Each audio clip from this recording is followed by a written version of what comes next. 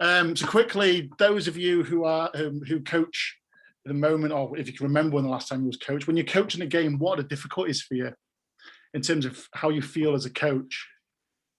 It's an open question if anyone wants to answer. But when you're coaching a game, what feels difficult for you? I'll leave it a couple of minutes just to fester. Making sure your comments are relevant. I don't. Every time I'm watching the players play, you're going, "Oh, good play," and you're not being descriptive enough of telling them why it was a good play or something like that. So. Absolutely, I am the worst commentator when I coach, Jeremy. So that's a really good point. It's actually, is my chat relevant? But what we'll actually probably talk about, does it need to be? What are the benefits of that? What are the pitfalls of that? So anyone else? Anyone got anything else? Try and stop yourself being repetitive as well, saying the same words over and over again. Yeah, I was absolutely, and it's and what the 2 points you guys have come up with is exactly how I feel when I'm coaching. When we started building this, is actually we always feel as coaches we need to be saying something to be coaching.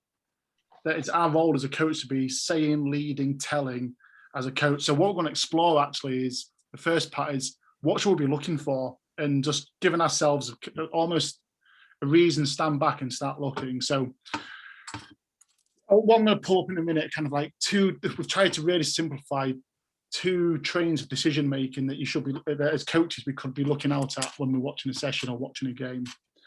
And I'll flash the first one up. Hold on, why is that not moving on? There we go.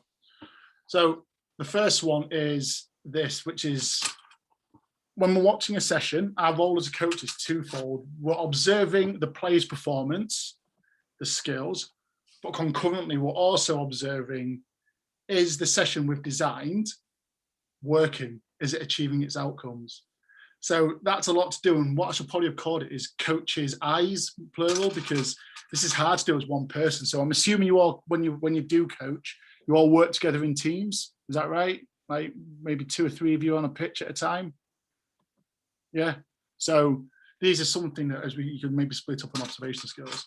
So what we've done, we've built this kind of like really simple decision matrix. So when you're watching a game, or when, say, if someone's refereeing and you're a coach observing, it's something to stand back and think about before you say /act /give feedback /do a regression. So the first part is the game achieving the intended outcomes? And that might be, at minutes, as simple as everyone having fun. Is everyone getting a touch of the ball? Is everyone active? And as we progress up the age groups, it might actually be around, right, as many people being first receivers as possible. Is the ball getting to the wide channels? Because if we've designed a session with an intention, whether that's a game or a breakout, we need to be assessing as well as how the player's performing. Is the design achieving its outcome as well? And like all good things, simply yes or no. If it's yes, you continue to play the game, provide players feedback, add constraints to make it harder, try and do some individual coaching, increase game difficulty, add scenarios. I won't go too much for that because I'm sure that Ian Chisholm covered all that when we talked about games and constraints-based coaching. Is the game achieving intended outcome? If it's a no, what can we then do? So we could either modify the game. So and we've got all the constraints in the purple /pink down the right-hand side. To try and see more of an activity. So using that example again, with minis, is the game enjoyable? Are people getting touches of the ball? If the answer is no, we can maybe reduce numbers, split into 2 games, change the rules, whatever that might be, to then hopefully see what we want to happen. If it's more of a technical thing, another tool you might have is actually to break out into a skill zone /technique zone, which we'll explore in a wee bit. So this is, as well as we always focus and we always think about when we're coaching, how we are watching the players to see how they're doing, but actually we need to be assessing our work as coaches on whether the session we've designed is flowing the way we want and meeting the intention we want it to. And it is quite a higher order skill trying to do both concurrently. So this is maybe where someone like a lead coach might take a more of a role on this, and then the other coaches can kind of maybe look at play specific stuff as well. Is that all right so far? So again, don't have to write all this down. I'll ping this on to Sam. So that's with your left eye. With your right eye, we need to be thinking about why isn't it working in terms of skills. So when we are designing sessions, and say, for example, I've used an example here that say we're doing an overload game and the ball isn't going wide, we're not beating the overlap. Do we have all the answers to why that is? Because I think sometimes as coaches, we will maybe put down a couple of key points beforehand, and then those will be the ones we refer to constantly. Well, actually, in a game which is dynamic and fast moving, it could be any one of these things. Now, our job is to obviously then filter down and not come out with too many things and maybe focus on one or two. So this is what we kind of produced to kind of help coaches understand what type of feedback to give, and also what kind of activity you can then move into if something's not happening. So using an example, we've got a team in a game that's struggling to exploit an overlap. And what we rudimentally, and there will be other elements to this, we split it down into these kind of almost this flow chart that these could be any of the reasons that this might not be happening. And depending on what it is, depends on what we then maybe say, do, where the session then goes afterwards.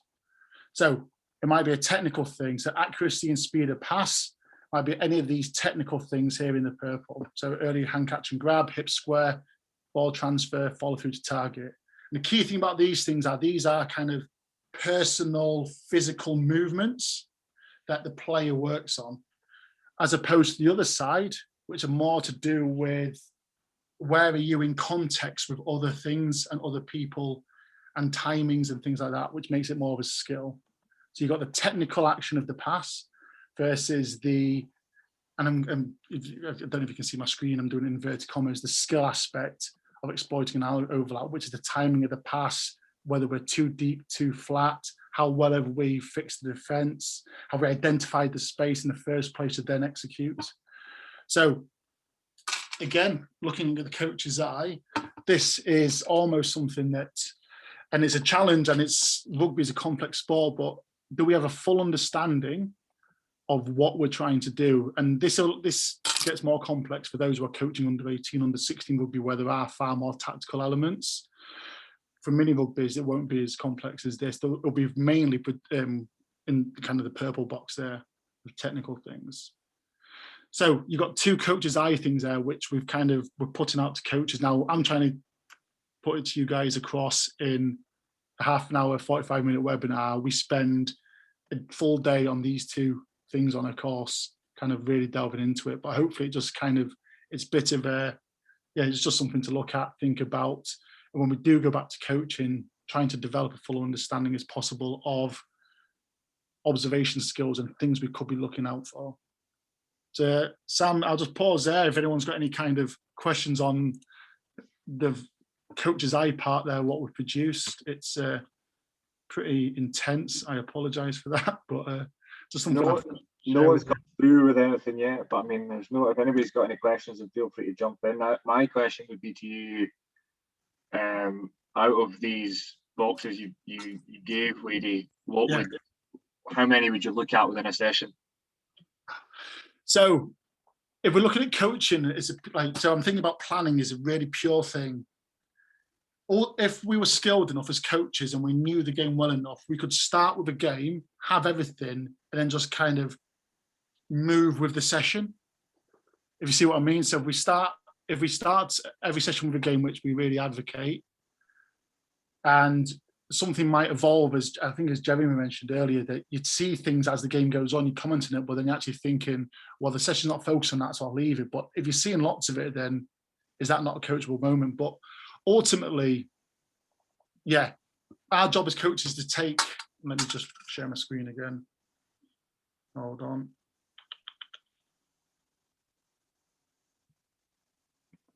Oh, Andy's raised his hand. I knew it wouldn't be long. Yeah, so chances are you'd pick the one that's predominantly happening the most, okay? So I personally use. You've gone onto that dual screen again there, Woody. Have that? Hold on. Let me swap displays. Is that better? Yeah, perfect.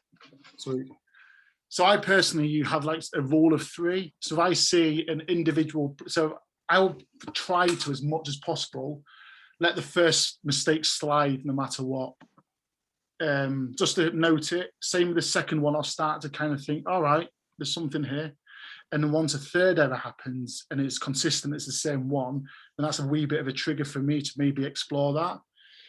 If it's the same error across a group of people, then the issue is probably with me as a coach that I've not got the message across, or I've designed an activity that's not necessarily achieving it. If it's an individual play, then that might be something we then go away and work on technically. So that's why we could use a breakout. But the idea is to not go closed with a couple of key points that you want to see. So actually, it could be a range of things, and it's a difficult thing to do, but it's something just to be aware of. I don't know if that answers your question or not. No, I'll let Andy go. I've got a question on the back of that, but I'll let Andy. No, Andy, let you go, mate. I was just going to say, James, because this is a shift. We've been sort of putting out there for the last few years on the coach ed courses about, 2 key coaching points and sticking to those coaching points coming through. But the big thing for me is the positive nature it allows in your session. As you said, if you leave it sort of open, you're identifying a technical aspect that you're looking at. It could be hand catch, as we're saying. Yeah. I find it's a really positive sort of player discussion as well. If, as you say, if there's 1 mistake or 2 mistake or 3 mistake, is putting it back onto them. It might be just quickly closing the game, asking them to identify what's going wrong. And then that it's quite an exciting way of doing it, that you don't have a preconception. The activity goes on, they come up with what the issue is, and then you work with them, with the player, to actually coach that technique in the skill factor. And it's I find that when you get to that sort of position, it's really exciting. And it's very fluid. It's very fluid. It's fluid. It's hard as well. And I think that's why we shy away from it as coaches, that it's nice to have things ordered in boxes. We're going to do this, then after 10 minutes, we're going to shift onto this. We're going to look at these 2 key aspects, then after 15 minutes. So we're not completely saying go away from that. All I'm trying to show you is there's other ways to do things. And I think that I've kind of picked up over lockdown and after listening to a load of webinars, that coaching it's not a single art. I don't know if anyone else agrees with that, but there's so many different ways to do it. But as long as you've got the players at heart and you can justify why you're doing things, and it's buy-in and it's achieving the outcomes, and try things as well. But so for this, the 2 key factors, what I'd say with this is that you wouldn't end up working on all of these maybe, but for example, I was chatting with Sam earlier, that by fixing, for example, hip squaring technique, you'd probably see an earlier hand catch anyway, because they won't be facing away from the ball. If you, for example, with alignment, if the players are early to align, they're probably going to scan earlier, be able to communicate earlier, see earlier. So by fixing 1 or 2, you'll find actually there's probably knock-on effects. And those of you who've been on like a level 1 or level 2 previously, we talk about in any skill, out of all the key factors, there's probably 1 or 2 that are absolutely central. So we talk about tackling, for example, getting your feet close, foot in the hoop. Without that, it's really hard to make a tackle, isn't it? That you're off balance, you're off your feet, you're grabbing. But if your feet are close, everything else kind of follows from there. And it's almost a similar thing for that. So it's almost picking out in your skills what are the key things to do.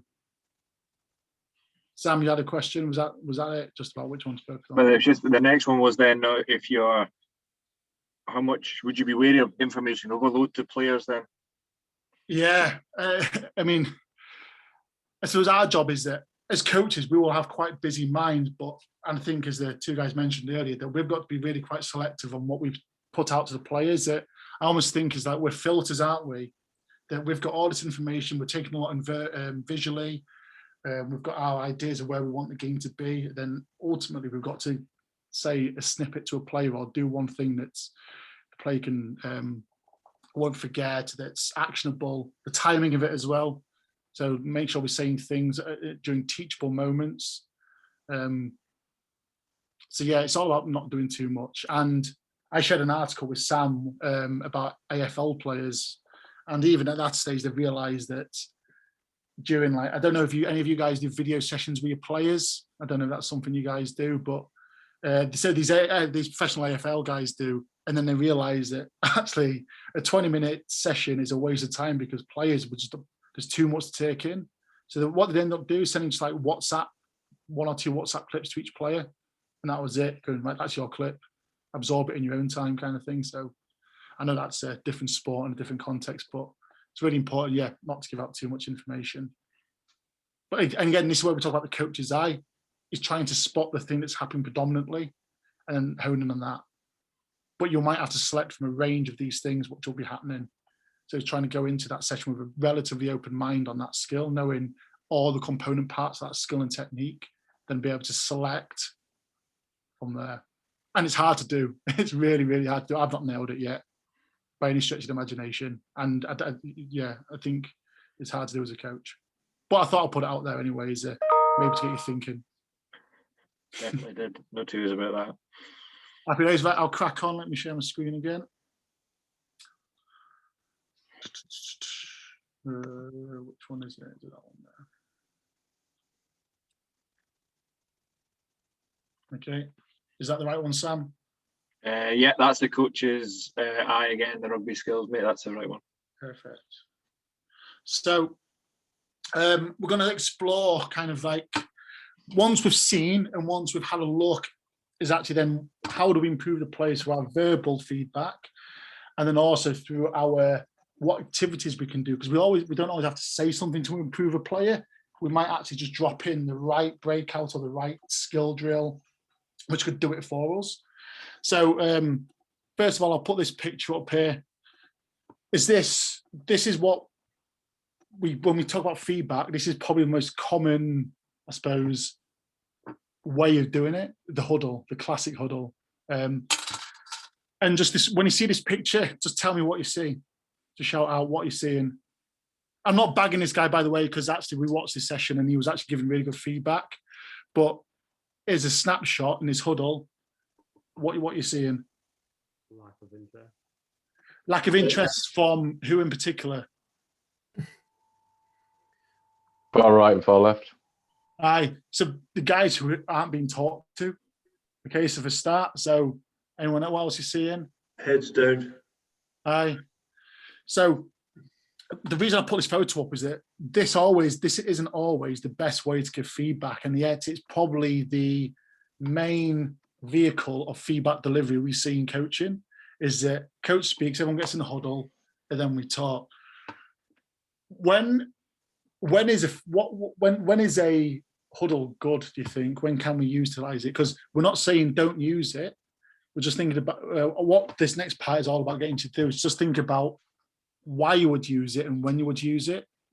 Because I think, personally speaking, I do a huddle and I still do it when it's just, I can't be asked going to see the players. Everyone come to me, I'll chat.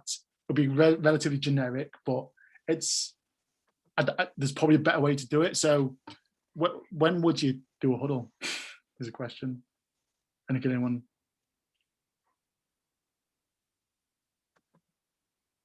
Anyone? When you're wanting feedback from them as well. So you want to generate discussion? Yeah. So when you maybe want to generate discussion, I think that's a good one. Your feedback from them. So you might put out a scenario. You might it might be an assessment of how a session went. You want players to kind of own it. That's a really good way. And we'll explore some of the tools now. Here it looks like there's some really good one-to-one feedback going the coach to playeree. But does that individual feedback need to have the other 8 players standing there watching them? Probably not.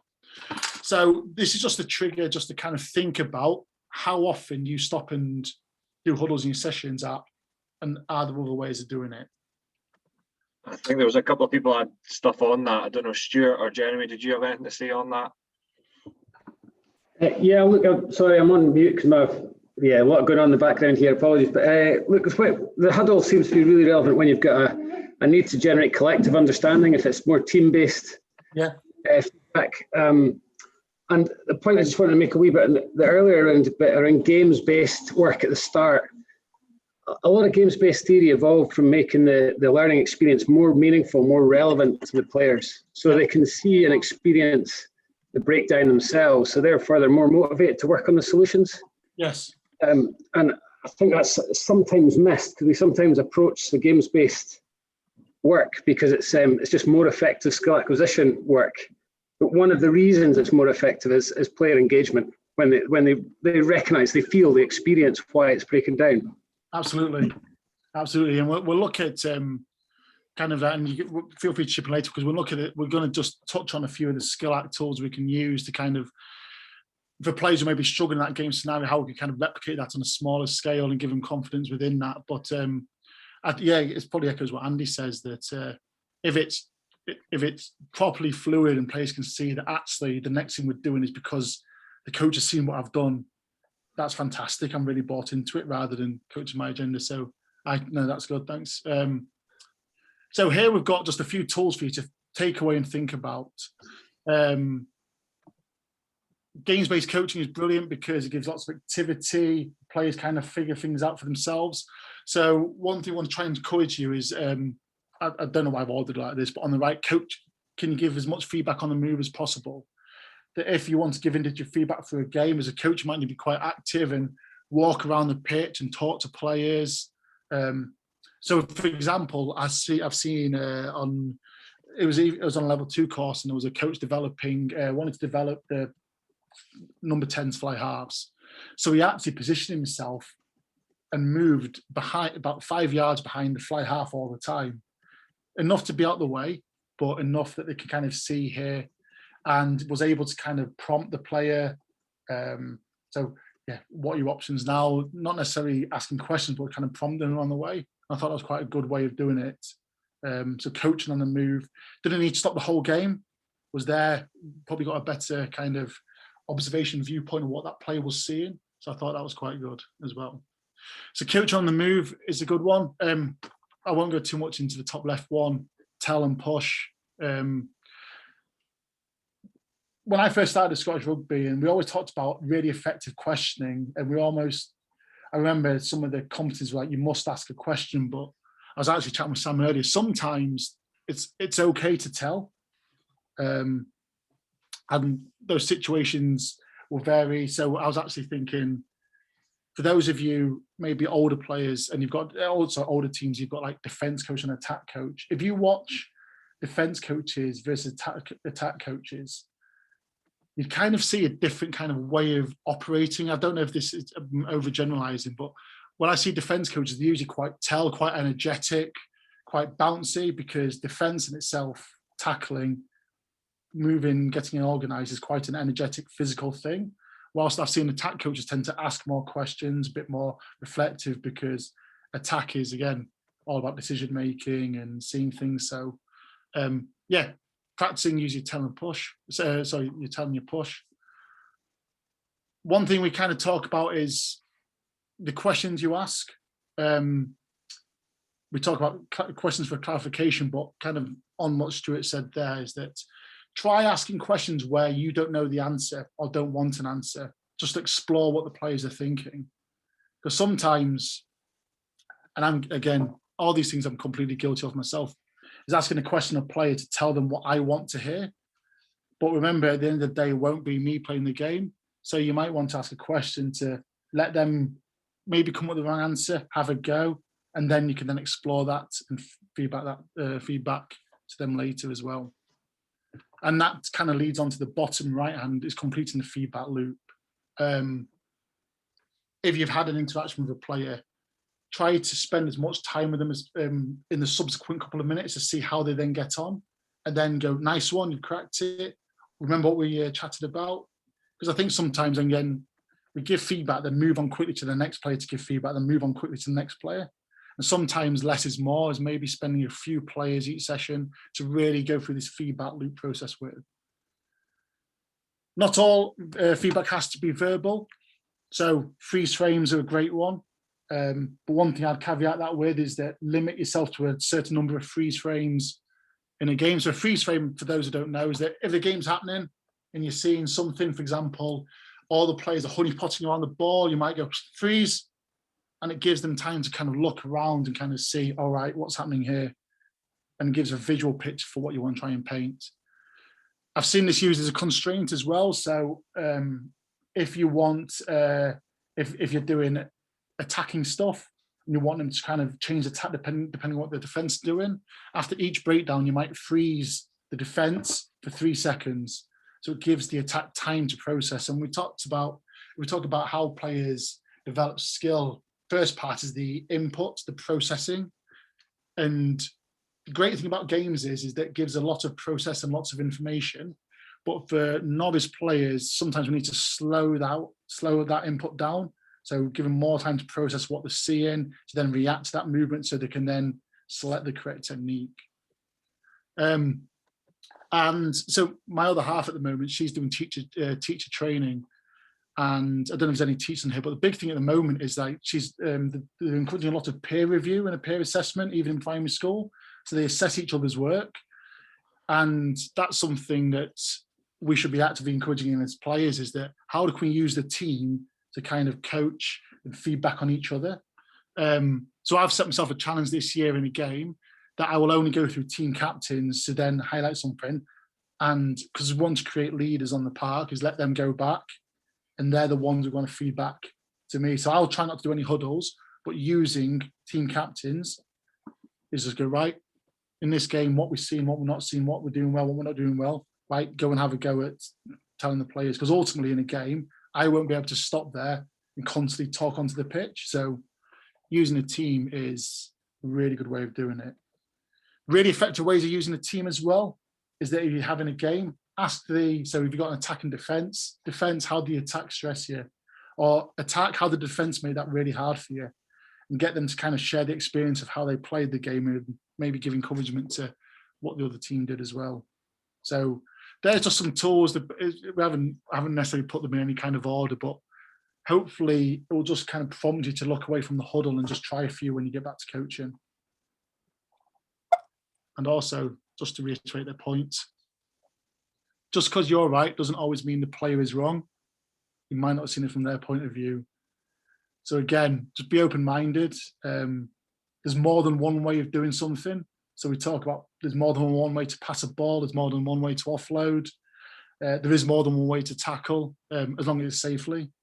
So it's just something to kind of prompt you there. Before I go on to the next part, Sam, is there any questions on that? Nothing's come through, but I can easily open it to the floor if anybody's got anything. No. Seems to be fairly quiet, mate, on that front. No worries. Okay, and just moving on to the next part. Hold on. Okay, so the final, just the next part was to talk about. So we've talked about observation, we've talked about our verbal feedback. But sometimes the easiest thing to do as coaches is just to create a really good breakout activity where we can isolate and see that practice over and over again to allow the player to practice the thing we want them to work on, essentially. Games-based coaching is phenomenal in terms of it replicates the kind of the thing that the player will be seeing on a Saturday or Sunday or Wednesday whenever they play more closely. But sometimes we need to kind of just, and I talk about reducing the noise. So sometimes it's like I use a driving analogy. On your first driving lesson, they don't stick you in the middle of the A9 because there's a lot going on. If you're focusing on just starting a car, you don't want to be dealing with lorries coming past at 70 miles an hour. And the same with rugby sometimes. Sometimes you just need to lessen the noise, reduce the external stuff going on to help the player then focus on the thing we want them to work on. So we put this together as almost like a guide to like the percentage of what your session can look like. So most of it is in the game zone because we have, first of all, limited time. We have 3 hours a week, I'd say, tops, most of us with our players. The first thing we want them to do across the board is to enjoy it, to feel active, they've enjoyed themselves, had a great time, and they've learned something. But the active and the enjoyment comes from being in a game, touching the ball loads, having lots of tackles, ropes, kicks, whatever that may be. So the game zone is a great way to do that. then we talk about drills, and I want to just kind of encourage you to ignore the word drills from now on and think, because drills kind of is all encompassing. And drills has kind of been, there's a lot of negative press around drills as such, but actually think about skill zones and technique zones, because you need to really think about what the objective of that breakout is. So a skill zone, in my mind, is you've taken a snapshot of the game, reduce some of the noise. So for example, using the example of the overload attack, the exploiting an offload, all you might then do is take out 6 players and you'll rep through 4v2 constantly. So the attackers know roughly how many defenders there are. You've taken away some of the pressure of the game, and you allow them to explore the timing of the pass, the alignment. There should be an element of uncertainty about it. So there's a phrase there, third one down, repetition without repetition, which I didn't write that actually. I don't know who wrote that, but it makes sense sort of in my head. Is that you allow them to practice over and over again, but it's still a dynamic situation. So if you're doing 4v2, think about how you can start the 2 players, the defenders starting in different positions, or the attackers starting in each position. Can you introduce the ball in different ways? Can you play around with the space? Because the more you do that, the more times they'll see that situation in the game. And the final one is a technique zone, which is, again, as I mentioned, is mainly isolated practice, which is, I suppose, all we can do at the moment. And it's very much technical focus. So it's the way I kind of differentiate between the two. And the skill zone players are mainly looking at cues and what to do in relation to that. So where is that defender? How's the ball coming to me? How much space have I got? Whilst the technique zone is all about my intrinsic movement. Where are my hands? Where's my foot? What are my hips doing? So it's just kind of make sure we have that differentiation out there. Okay, different ways to use it. So sometimes we might not need to say anything at all, but we could actually just set up these activities. And if we design them well enough, the players will be able to practice the thing we wanted to tell them anyway. And I'll give you an example in a minute. So the technique zones, we think about these like your passing relays. So just passing with no opposition is a good technique zone. They can still be really valuable.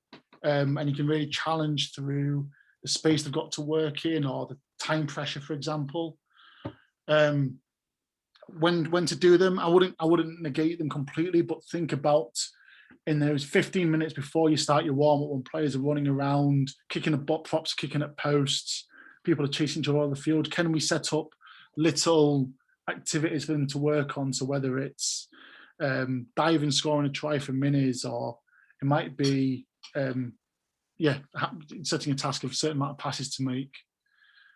The skill zone is what I predominantly use when to pull out of a game. So if we're doing, again, using that example from before, an overload game, is pulling out to a skill zone whereby they get to practice that part of the game, so 4v2, 5v3, over and over again, so they can kind of see how that looks. Then when they put them back into the game, they've hopefully had a chance to kind of figure out what works for them and then test it out in a more dynamic environment. Again, I won't go through each of the bullet points, but we can send it through to Sam to then distribute and generate chat amongst yourselves. So a skill zone, what does it look like? Should always have an attack, okay? Attack and defense.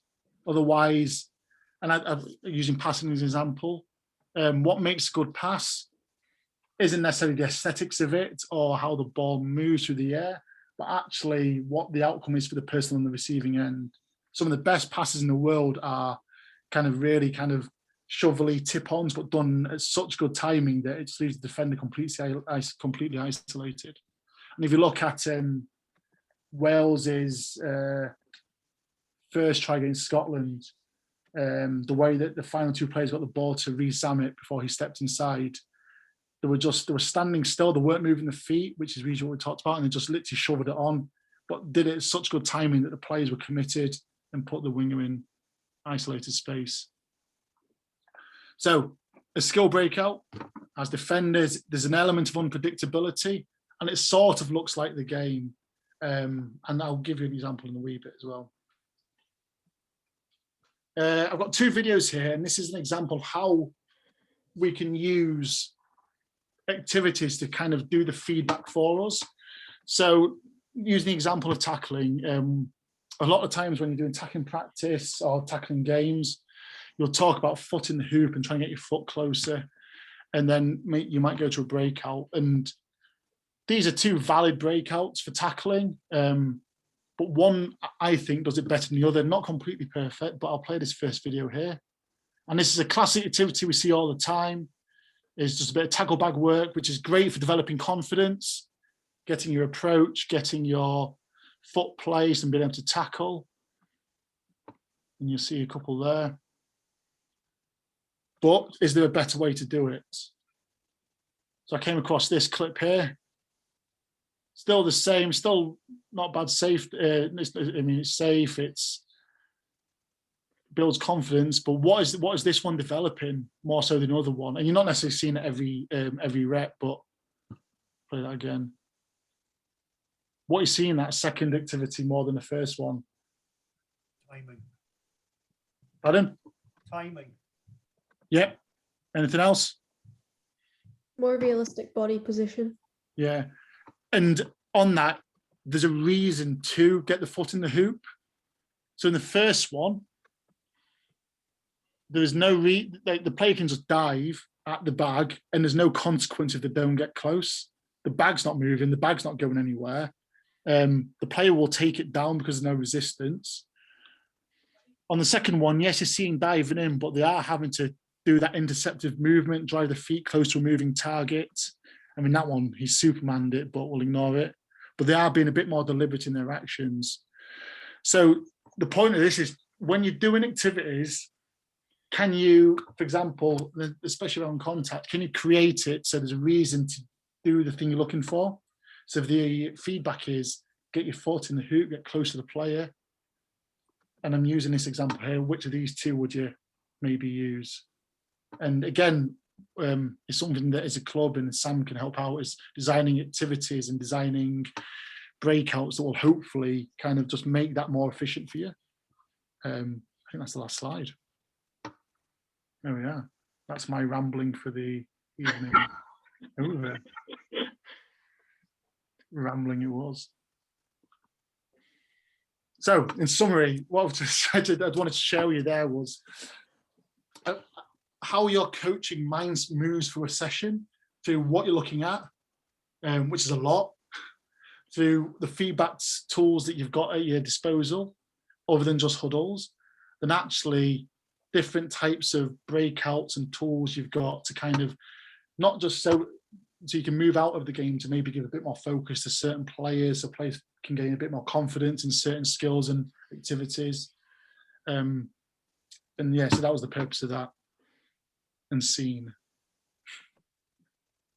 Well, that was quality, Weary. Thank you very much for that. I think one of the things. I talk about rugby, so I apologise. It's the first time I've had to do it. Just glad you've not had a coffee in you, or else you'll still be going for another hour. One of the things that I would maybe bring up would be that obviously there's been coaches on here that have done level 1s and level 2s maybe a couple of years ago. Yeah. And obviously with the new courses, they're probably slightly more geared towards maybe this style and a probably different style from maybe what they learned a couple of years ago. So I don't know, would you think there'd be much benefit now to those coaches going back and redoing, or not redoing, but doing the courses that are new, or do you think there'd be much content? What do you think? So moving forward, we've actually taken all assessment out of level 1 and level 2 because we want them just to have a go without any pressure of just trying some of these things. So have a go at doing a session you've never done before. Try a feedback tool you've never used before without having that, because you don't really complete coaching. I mean, we talked about as a level 1 coach, you come on a course for 2 days, then we watch you essentially repeat back what the demonstration was anyway, and then we tick you off for doing it, which is, we would rather give you stuff to kind of go away and have a go, practice in your own club. The new courses go into a lot more depth and all this. We'll kind of let you explore, have a go. We'll give you some technical input on that as well. But yeah, when we eventually ever get back to doing work, please come along. It'll be fun. Has anybody got any questions on that in general, or anything at all, or any rugby stuff? Then feel free. Silence is good. Baffling. Quiet as